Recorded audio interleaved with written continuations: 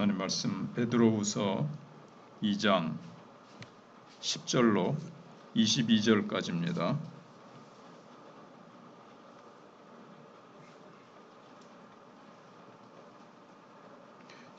10절 하반절부터입니다.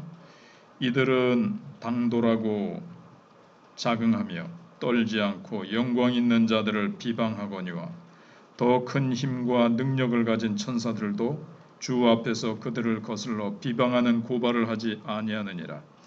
그러나 이 사람들은 본래 잡혀 죽기 위하여 난 이성 없는 짐승 같아서 그 알지 못하는 것을 비방하고 그들의 멸망 가운데서 멸망을 당하며 불의의 값으로 불의를 당하며 낮에 즐기고 노는 것을 기쁘게 여기는 자들이니 점과 흠이라.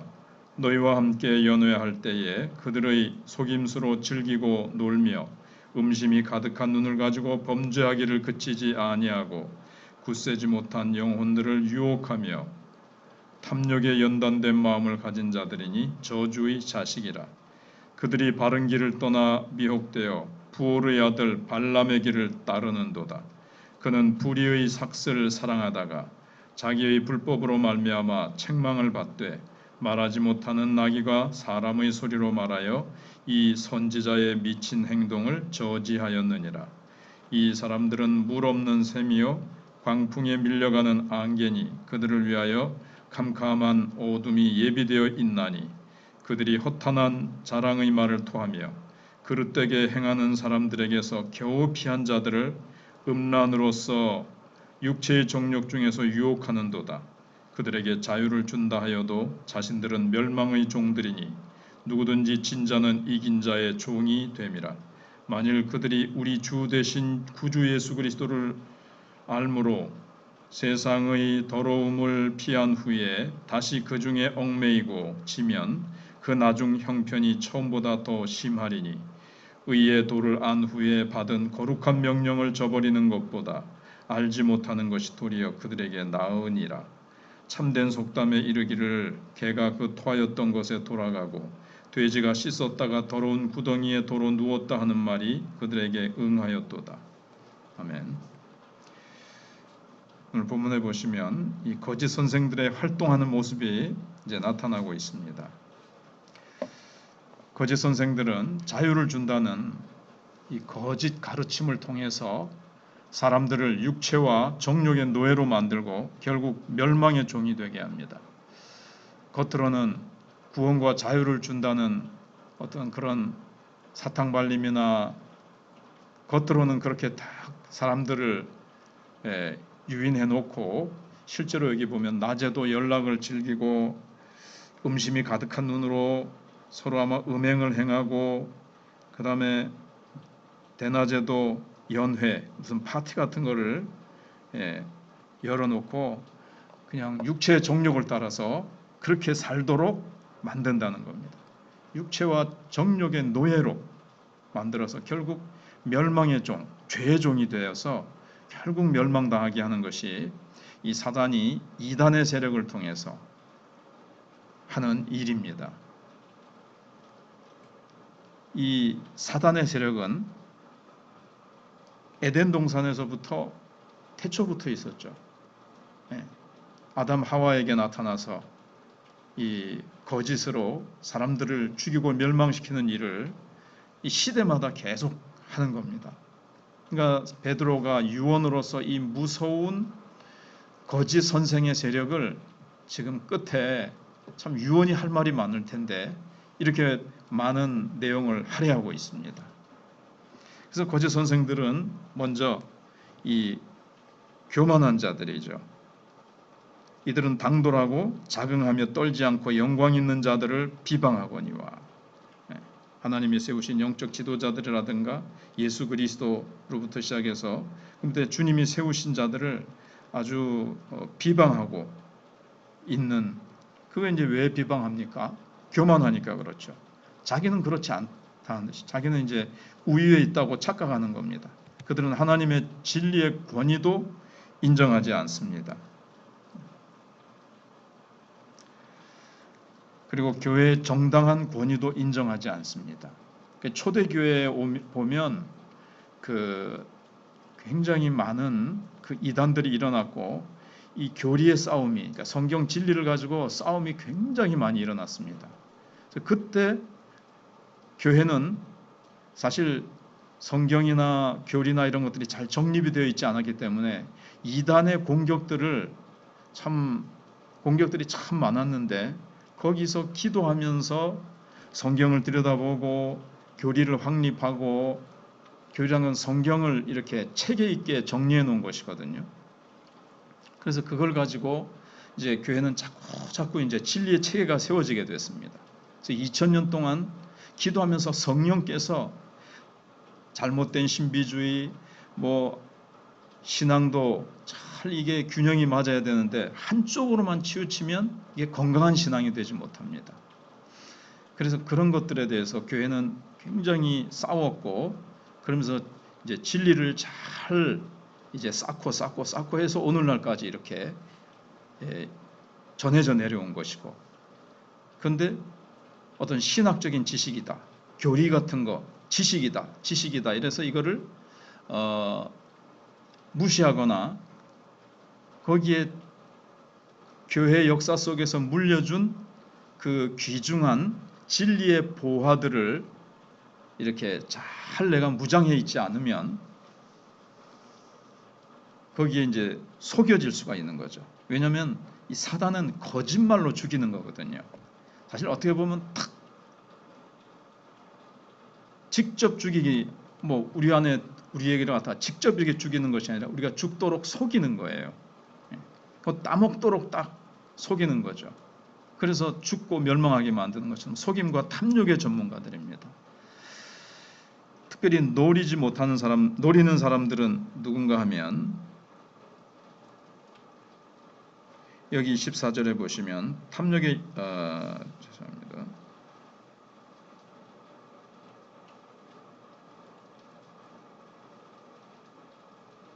여기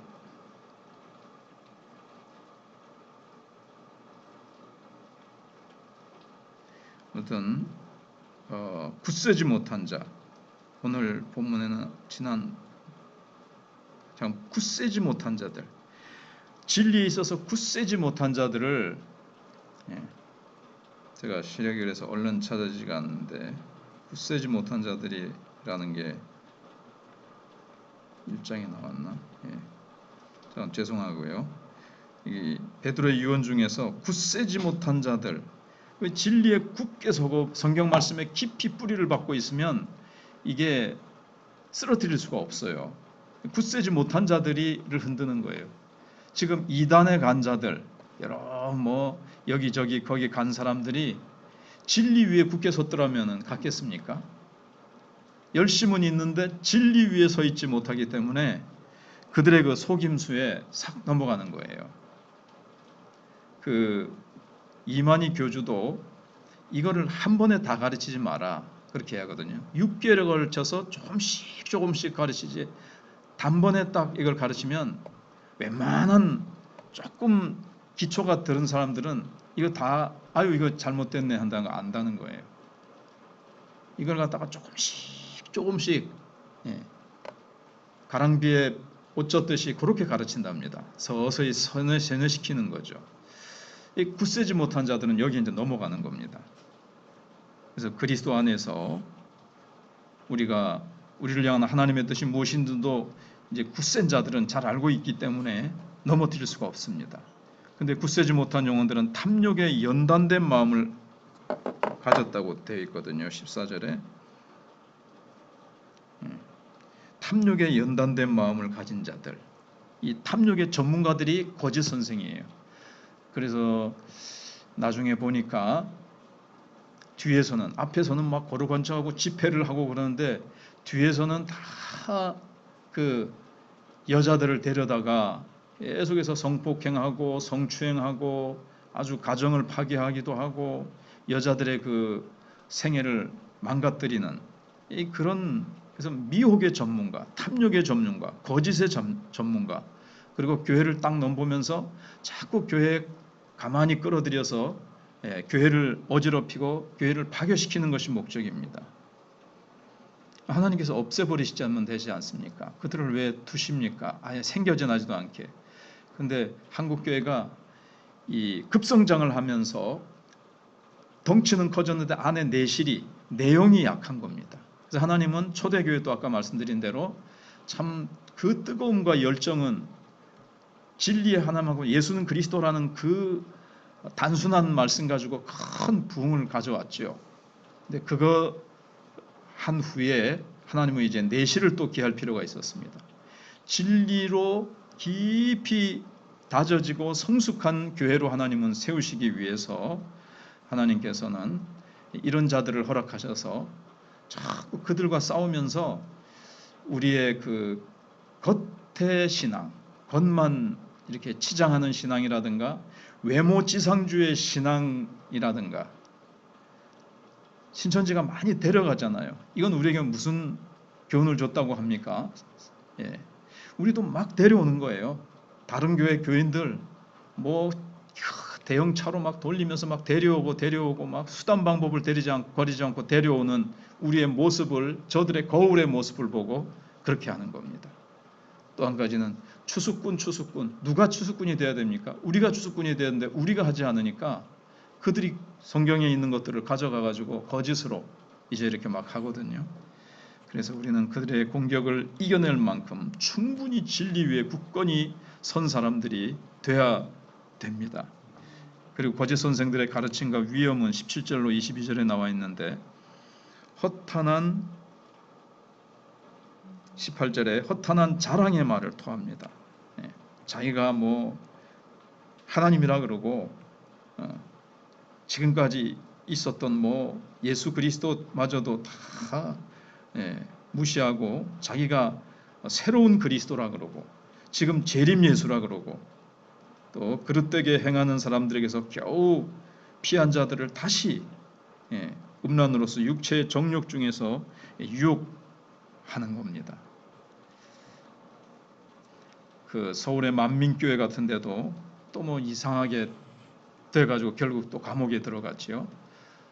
JMS도 많은 형벌이 내려지게 되고 그래서 나쁜 결과에 빠지게 만듭니다. 세상의 더러움을 그래도 피해서 뭔가 잘 믿어보겠다고 뭐 하나 하나님을 의지해보겠다고 나왔는데 겉으로는 하나님을 섬기는 무슨 모임인 것 같고 공동체인 것 같은데 거기서 잘못된 가르침을 주어서 또 멸망에 빠뜨리고 탐욕에 빠뜨리고 그렇게 이제 하는 이 세력들이 있다는 겁니다.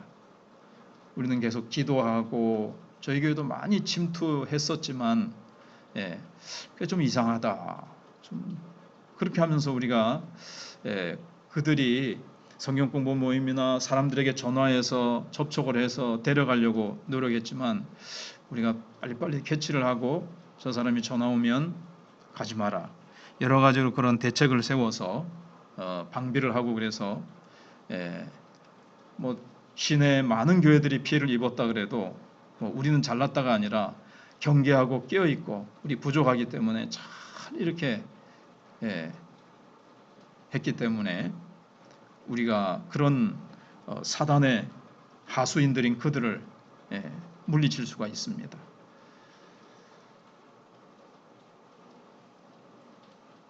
그래서 우리는 진정한 자유는 어디에 가고 뭐 누구의 가르침인 게 아니라 예수 그리스도 안에 있고 하나님 주신 이 진리의 성경 말씀 안에 있고 하나님이 세우신 정통적이고 정상적인 교회에서 정상적인 신앙생활을 해야 되는데 이거 말고 뭐 더 신비하고 좀 더 딱 자극적이고 뭔가 좀 확 주는 거 없나 이렇게 하다가 꼬임을 받기가 쉽습니다.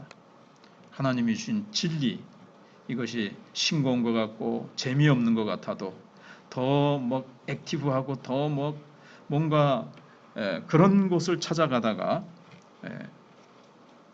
멸망의 그 구렁텅이에 빠질 수가 있다는 것을 늘 이제 베드로는 주의하라고 말씀하고 있습니다. 근데 이 거짓 선생들은